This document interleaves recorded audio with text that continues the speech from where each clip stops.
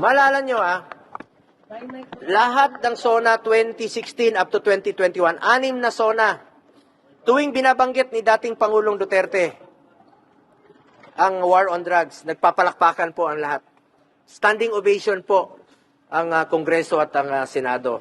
Dahil ramdam nila na may pagbabago po at tinupad ni dating Pangulong Duterte ang kanyang pinangako noon. Standing ovation. Tapos bakit ngayon sinisisi siya? Bakit ngayon mag-isa na lang siya? Hindi ba kayo nakinabang? Hindi ba nakinabang ang mga kababayan nating Pilipino? Yung mga anak natin na hindi nasasaktan? Di ba importante sa atin ang buhay ng ating mga anak, ng ating mga pamilya? Nakinabang kayo Nakinabang po ang Pilipino.